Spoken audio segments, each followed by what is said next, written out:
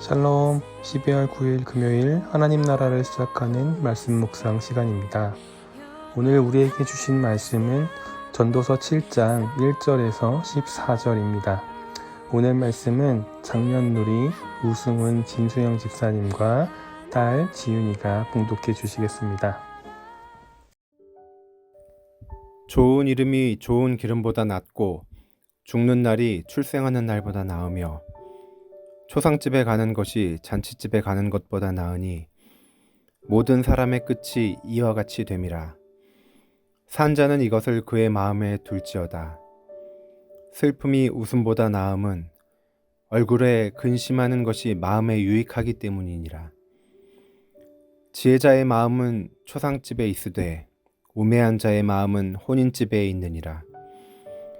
지혜로운 사람의 책망을 듣는 것이 우매한 자들의 노래를 듣는 것보다 나으리니 우매한 자들의 웃음소리는 솥 밑에서 가시나무가 타는 소리 같으니 이것도 헛되니라.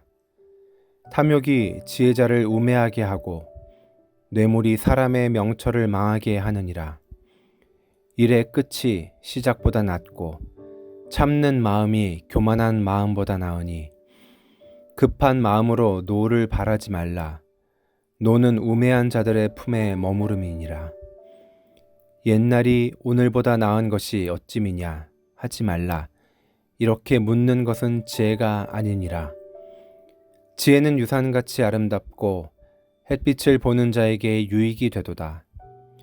지혜의 그늘 아래에 있음은 돈의 그늘 아래에 있음과 같으나 지혜에 관한 지식이 더 유익함은 지혜가 그 지혜 있는 자를 살리기 때문이니라. 하나님께서 행하시는 일을 보라.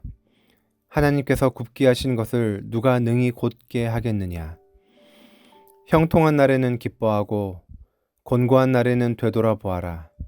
이 두 가지를 하나님이 병행하게 하사 사람이 그의 장래일을 능히 헤아려 알지 못하게 하셨느니라. 아멘. 1998년 출간된 모리와 함께한 화요일은 현재까지도 꾸준히 사랑받고 있는 스테디셀러 책입니다. 루게릭병으로 죽음을 앞둔 노교수 모리와 그의 제자 미치가 매주 화요일마다 만나 인생을 주제로 나눈 14번의 대담을 엮은 책입니다.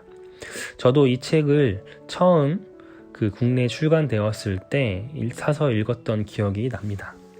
그런데 그때 이 책이 그렇게 흥미롭게 읽혀지진 않았던 기억이 있습니다. 지금 떠올려봐도 그 죽음을 앞둔 교수와 제자 간의 대화라는 것 외에는 사실 어떤 내용도 기억에 남아있던 게 없습니다. 말씀을 준비하며 문득 이 오래된 이 책이 떠올랐습니다. 그래서 다시 꺼내 읽어보았습니다. 아직도 저는 젊은 나이이지만 그 당시 20대 초반이었던 것에 비해 조금이나마 인생을 더 살았다고 이번에는 이 책의 내용과 이 책에서의 모리 교수가 해준 그 조언들이 한 절 한 절 구구절절 마음에 와 닿았습니다. 모리 교수는 죽음 앞에 선 자로서 죽음 앞에 서야만 느끼고 비로소 볼 수 있는 인생의 통찰을 우리에게 전해줍니다. 책의 모든 내용들이 다 와 닿았지만 그 중에서도 몇 문장만을 성도님들께 소개해 드리겠습니다. 모두들 죽게 된다는 것을 알고 있지만 자기가 죽는다고 믿는 사람은 없다. 만약 그렇게 믿는다면 우리는 다른 사람이 될 거다. 어떻게 죽어야 할지 배우게 되면 어떻게 살아야 할지도 배울 수 있다. 세상에서 보낼 날이 정해져 있다는 것을 깨닫는 순간 하루는 우리에게 최우선으로 삼을 가치가 된다. 지난달 있었던 피택자 수련회에서 서로가 자신의 인생 책들을 가지고 오셔서 교환하는 시간이 있었는데요. 그 중에 한 분이 이 책을 가져오셨던 것이 생각났습니다. 제가 전도서를 조금 더 일찍 묵상했다면 저는 그때 이 책을 선택했을 것 같습니다. 이 책의 문장이 전도서의 지혜를 좀 더 풍성하게 이해하는데 우리를 도와줄 수 있을 것 같습니다. 그래서 성도님들께서도 시간이 되신다면 전도서를 묵상하는 이 기간 중에 이 책 한번 읽어보시기를 추천드립니다. 이 책의 모리 교수처럼 인생의 마지막 앞에서 삶을 회고한 오늘 전도서의 저자인 전도자는 죽음을 아는 것이 오늘을 사는 우리에게 매우 중요한 지혜라고 말씀합니다. 1절에서 4절을 보면 계속해서 비교하는 좋은 이름과 좋은 기름, 죽는 날과 태어나는 날, 장례와 잔치, 우는 것과 웃는 것. 전도자는 죽음을 의미하는 것들이 삶을 뜻하는 것보다 훨씬 가치가 있다고 말합니다. 죽음을 있음을 반드시 명심하는 것. 이는 죽음을 고대하거나 집착하거나 두려워하라는 뜻이 아닙니다. 지금의 삶이 계속될 거라고 여기는 것. 기쁨과 웃음 가득한 행복의 잔치가 매일 지속될 것이라 생각하는 것은 어리석은 것이라 말씀합니다. 우리에겐 삶의 기한이 정해져 있음을 깨닫는 것, 매 삶에서 죽음을 기억하는 것이 오히려 삶의 더 중요한 지혜라고 말씀합니다. 우린 죽음을 경험합니다. 간접적으로나마 사랑하는 사람, 지인의 죽음을 통해서 죽음을 경험합니다. 저 또한 종종 이렇게 죽음을 경험할 때가 있습니다. 아이러니하게도 삶에 대한 열망이 가장 큰 곳이 저는 장례식장이라는 생각이 들었습니다. 생명이 태어나는 병원보다 인생의 청춘을 보내는 대학교 같은 곳보다 죽음이 있는 그 자리에서 삶에 대한 가장 큰 열망이 있음을 저는 느꼈습니다.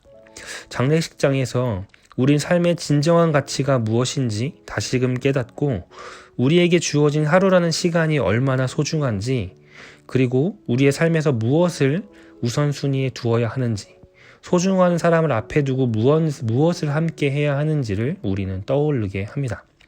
전도자는 죽음이 삶보다 더 가치 있다는 것은 삶과 생명을 무시하고 죽음만 바라보고 살라는 의미는 아닙니다. 모리 교수의 말처럼 어떻게 죽어야 할지 배우면 어떻게 살아야 할지를 깨닫게 됩니다. 또한 삶의 한계가 있다는 것을 깨닫게 되면 주어진 매일을 최고의 가치로 삼고 소중히 살게 될 것입니다. 우린 모두 죽습니다. 죽음은 어느 누구도 피할 수 없습니다. 메멘토 모리, 죽음을 기억하라.